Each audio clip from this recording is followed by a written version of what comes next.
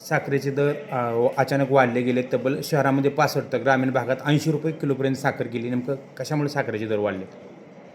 नाही, वास्तविक पाहता आम्हाला सुद्धा सर्वांना हा आश्चर्याचा धक्का आहे. कारण एवढे साखरेचे दर ज्या पद्धतीने वाढलेले आहेत आणि मला असं वाटतं केंद्र सरकारपासून आम्ही सर्वजण याचा गांभीर्याने विचार करतो की अचानक एकदम ह्या आठवड्यामध्ये 8 ते 10 रुपयाची वाढ कशी झाली. वास्तविक पाहता 22 लाख मेट्रिक टनाचा ऑगस्ट महिन्याचा कोटा हा आपण रिलीज केला, म्हणजे गव्हर्नमेंटने रिलीज केला. साधारणतः 20 ते 22 लाख टन साखर दर महिन्याला म्हणजे घरेलू कामकाजासाठी लागते. तीच साखर आपण ह्या महिन्यात पण केंद्र सरकारने कोटा रिलीज केला. पण अचानकपणे हे दर कसे काय वाढले, तर ही एक आश्चर्याची आणि म्हणजे न समजणारी गोष्ट आहे. काल मला वाटतं केंद्र सरकारने आता 10 लाख मेट्रिक टन कच्ची साखर आयात करायला परवानगी दिली.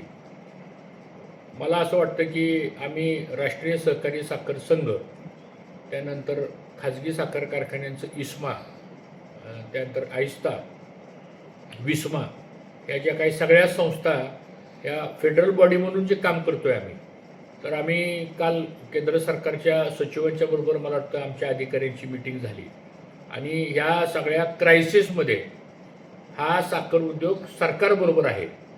कारण शेवटी आपल्या सगळ्यांची ही जबाबदारी आहे.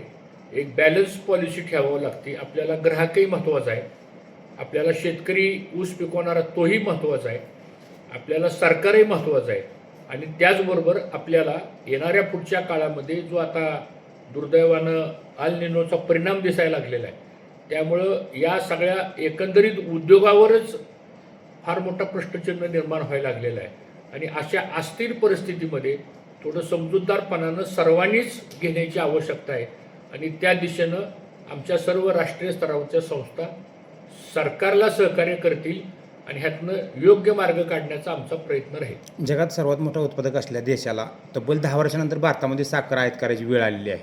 10 वर्षानंतर नाही, याच्यात काय झालं की होतंय कसं की आपण आता यावर्षी सगळ्यांनी सांगितलं पाऊस पडणार नाही म्हणून, आणि मागच्या 1 महिन्यामध्ये आपल्या महाराष्ट्रामध्ये 2/3 भागात पाऊस कमी आहे, पण 1/3 भागात पाऊस झाला आणि जवळजवळ पश्चिम महाराष्ट्रातली सगळी धरणं भरली.